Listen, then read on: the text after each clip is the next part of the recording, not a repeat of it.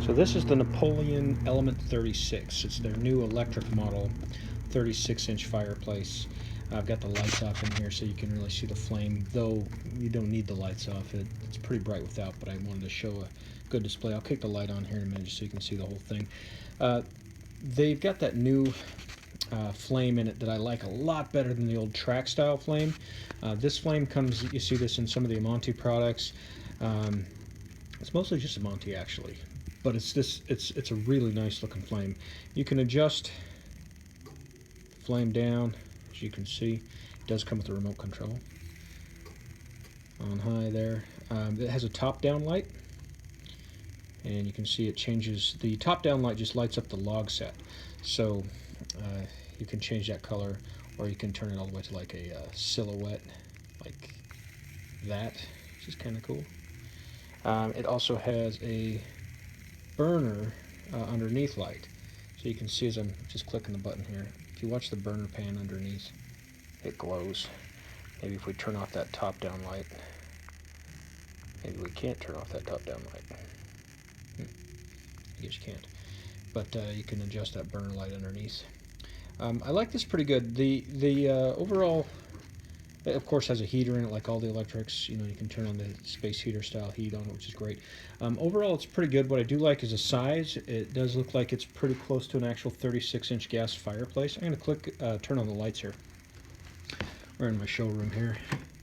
So that right there, that's a gas 35-inch fireplace, and that's your electric over there. They're about the same size, and a lot of times with the electrics you find that the electric comes out of the box and it's a lot smaller than your gas. But this one's an actual 36-inch size. It's got a nice clean edge, as you can see, and this will fit right into the hole and be self-trimming.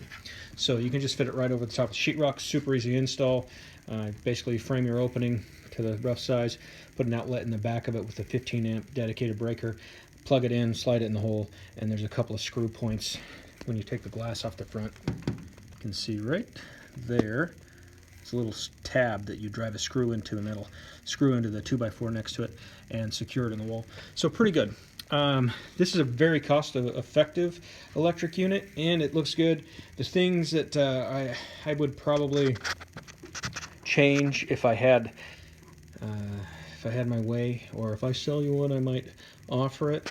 In which case, I think I'd probably take some crushed glass media, like we use in gas fireplaces, like that. That's got that crushed glass. I'd probably use some black or dark brown crushed glass and pour it down here across the ember bed, because it looks pretty plasticky in real life. I don't know if you can really pick it up in the video, but specifically like right here and here, I think that's pretty plasticky. I don't care for that. So I'd probably put some crushed glass over the top of that, and that crushed glass would still let the ember light underneath, which I'm correcting right here, changing there, glow nicely, and would kind of hide that, give it a little better look. The logs are okay. Electric fireplace logs are always kind of thin and not amazing. It's electric, so what are you gonna do? But that's not bad. They're pretty good. They look like they're about 3.5 inches deep overall. There's a couple of them. Another thing you might do is buy a log media kit. You could get, you know, sometimes gas fireplaces have these ceramic logs. You see these little ones down here on the side? This is actually a log media kit that I got to put inside this fireplace, just as fill around the outside edge to make it seem fuller. You could probably do the same thing with this. Since there's no actual heat in there, there's really no wrong way you could clean that up or alter that a little bit if you wanted to. And to get in there, it does have a glass surface on it.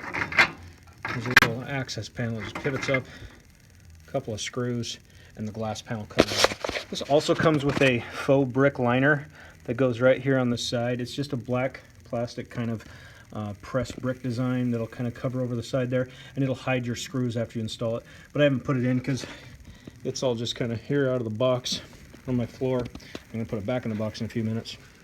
So overall, this is pretty good. I'm pretty happy with it. I like this better than some of the others I was using for this style of fireplace.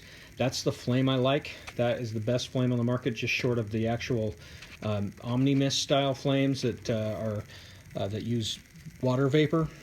The water vapor ones look amazing, but you have to supply water to them, and they produce air moisture, so they can be problematic. But that flame is a lot better than that track style flame, and the box is a great size, heat's good, the lighting's good. I think it looks pretty good. I'm pretty happy with it, and the cost is really good. I think this MSRP is like $8.99, so you can get it for a little better than that if you try.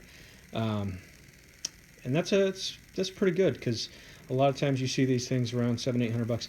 Now, of course, you can get the real cheap ones at the hardware store or whatever, but typically those are really thin and really small, and sometimes you can't compete with hardware stores. But for built-in stuff, this one's not bad. Anyway, that's the Napoleon Element 36. Yeah, Napoleon 36. Doesn't say element there, but it does in the brochure. So that's that. Let's shut it off. Oh, let's see if we can. Maybe I can't shut it off. It seems like it's almost. Oh, it's settings. It dies out. Oh, that's cool. So it was dying out. I kept pushing the button to shut it off and turning it back on. So when you, looks like when you start it, there you go. Initial light up. It grows to light. When you shut it down, it dies out.